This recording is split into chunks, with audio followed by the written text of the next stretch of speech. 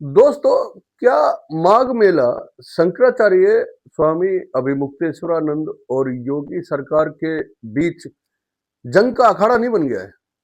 आप बताइए, क्या प्रशासन संतों को अपमानित करके सनातन परंपराओं को कुचल रहा है, या स्वामी अभिमुक्तेश्वरानंद परंपरा तोड़कर कोई राजनीतिक ड्रामा रच रहे हैं? दोस्तों, प्रशासन ने शंकराचार्य को बैन करने की धमकी क्यों दी है, जबकि सुप्रीम कोर्ट ने उनकी नियुक्ति को मान्यता दे रखी है? ये वो पहले कह चुके हैं। और वो तेज बुखार, वो 5 दिन का धरना, क्या ये सब साजिश का हिस्सा है या सच्ची आस्था का संघर्ष इसको कहेंगे? आज इसी पे बात करेंगे। नमस्कार दोस्तों, मैं प्रदीप डवास, और आज हम इस पूरे प्रयागराज माघ मेले के सबसे बड़े विवाद की परतें खोलने जा रहे हैं। अगर आप सोच रहे हैं कि ये सिर्फ स्नान का झगड़ा है, तो थोड़ा रुकिए। मैं बताता हूं आपको, ये धर्म, राजनीति और सत्ता की जंग है दोस्तों, जो सनातन को कहीं ना कहीं कमजोर करने की साजिश को भी उजागर कर रहा है। तो इस वीडियो में आखिर तक बने रहिएगा, और पहले 60 सेकंड में मैं आपको बताता हूं कि क्यों ये मामला आपके और मेरे हिंदू होने से जुड़ा है। क्योंकि अगर आज शंकराचार्य को पालकी से उतार दिया जाए, तो कल हमारी आस्था पर भी सवाल उठेंगे या नहीं उठेंगे, मैं आपसे पूछता हूं। तो आखिर तक जुड़े रहिएगा दोस्तों, और इस चैनल को सब्सक्राइब जरूर कीजिएगा। कमेंट में बताइएगा, क्या योगी जी गलत है या स्वामी अभिमुक्तेश्वरानंद गलत है? दोस्तों, कल्पना कीजिए, सोचिए, प्रयागराज का पावन संगम, वसंत पंचमी का उत्सव चल रहा है, लाखों भक्त स्नान को आतुर दिखाई दे रहे थे, लेकिन शंकराचार्य स्वामी अभिमुक्तेश्वरानंद 5 दिन से फुटपाथ पर धरने पर है। तेज बुखार ने उन्हें मानो तोड़ दिया है, और सुबह 10 बजे वैनिटी वैन में गए थे और डॉक्टरों से दवाई ली। 5 घंटे बाद पालकी पर लौटे दोस्तों।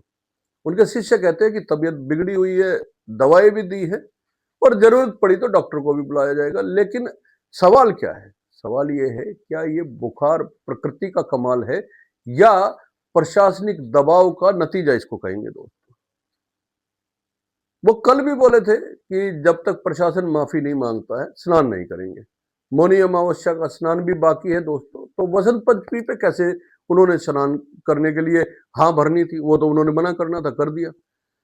प्रशासन नोटिस नोटिस खेल रहा है, आप सब जानते हैं, 2 नोटिस आ चुके हैं। अरे भाई, नोटिस तो ठीक है, मैं कहता हूं, लेकिन शंकराचार्य को धक्का मारना, पालकी घसीटना, ये कैसी भक्ति है, कैसी आस्था है? क्या योगी सरकार, मैं कहता हूं, संतों से डर गई है? अब आते हैं इसके मूल कारण पे, वो भी बता देता हूं आपको। 18 जनवरी को मौनी अमावस्या थी दोस्तों। अभिमुक्तेश्वरानंद पालकी में स्नान के लिए निकले थे, और पुलिस ने रोक लिया। पुलिस ने कहा कि आप पैदल जाइए, पालकी में नहीं जाएंगे। विरोध पर शिष्यों के साथ धक्का मुक्की हुई, मारपीट के आरोप भी लगे, और उसके बाद प्रशासन ने 48 घंटे में 2 नोटिस दे दिए। पहला नोटिस ये दिया कि पदवी पे सवाल ही पूछ लिया, और दूसरे नोटिस में बग्गी से भगदड़ फैलाने का आरोप लगाया गया, और यह भी कहा गया कि क्यों ना आपको माघ मेले से बैन कर दिया जाए। मैं कहता हूं दोस्तों, पालकी में स्टील के पहिए और श्रद्धालुओं के कंधे पे थी, ये स्वामी अभिमुक्तेश्वरानंद का कहना है। तो फिर कैसे उनको रोका गया? क्यों उनकी पालकी घसीटी गई? ये किसका कसूर है, प्रबंधन का या संतों का दोस्तों? और एक बात और बताऊं, ये मामला राज्य मानव अधिकार आयोग तक भी पहुंच चुका है, शिकायत पहुंच गई है। इसके अलावा इलाहाबाद हाई कोर्ट के वकील डॉक्टर गजेंद्र सिंह यादव ने भी निष्पक्ष जांच की मांग की है। तो दोस्तों, मुझे कमेंट में बताइए आप, अगर पुलिस संतों को अपराधी जैसा व्यवहार करेगी, तो हमारी आस्था की क्या कीमत बचेगी? ये सवाल सरकार से भी है, और जवाब मिलना चाहिए दोस्तों। स्वामी अभिमुक्तेश्वरानंद ने दोनों नोटिस का जवाब भी दिया है, वो मैं बता देता हूं आपको। पहला जवाब 8 पेज का है, और दूसरा 3 पेज का है। उन्होंने आरोपों को बकवास बताया। उन्होंने कहा, ना बग्गी ना भगदड़, और सीसीटीवी और मीडिया से सच्चाई साफ होती है। और पदवी पर क्या बोले? उन्होंने कहा कि पूर्व शंकराचार्य स्वरूपानंद की 2017 की वसीयत, 2022 का पटाभिषेक और गुजरात हाई कोर्ट ने 2 सितंबर 2025 को चुनौती खारिज भी कर दी थी और सुप्रीम कोर्ट ने भी मान लिया कि कोई रोक नहीं है। दिल्ली हाई कोर्ट में 10 करोड़ का मानहानि का केस भी उन्होंने बताया है दोस्तों। प्रशासन को चेतावनी दी है कि अवैध कार्रवाई की तो क्रिमिनल, सिविल और संवैधानिक मुकदमे चलाने की उन्होंने चेतावनी दी है। तो सवाल उठता है कि प्रशासन कोर्ट के आदेशों की अवहेलना क्यों कर रहा है? ये सवाल उठना चाहिए या नहीं उठना चाहिए, आप बताइए। शंकराचार्य बोर्ड लगाना कोई कोर्ट का उल्लंघन है क्या? अरे जब सुप्रीम कोर्ट मान चुका है तो नोटिस क्यों दिया जा रहा है? ये प्रशासन से बड़ा सवाल है दोस्तों। और आपको बताऊं मैं, 1.25 लाख शिवलिंग लगाए गए थे, स्थापित किए गए थे और वो विवाद में अटक गए हैं। क्या ये सनातन को कमजोर करने की कोशिश नहीं है क्या? मैं पूछता हूं। राजनीति का रंग गहरा हो चुका है इस पूरे मामले में। सीएम योगी ने बिना नाम लिए जो गुरुवार को कहा, कल मैंने आपको बताया था कि किसी को भी परंपरा तोड़ने का हक नहीं है, ऐसे कालनेमी धर्म की आड़ में सनातन को कमजोर कर रहे हैं। तो दोस्तों, कालनेमी कौन है? मैं थोड़ा सा बता दूं।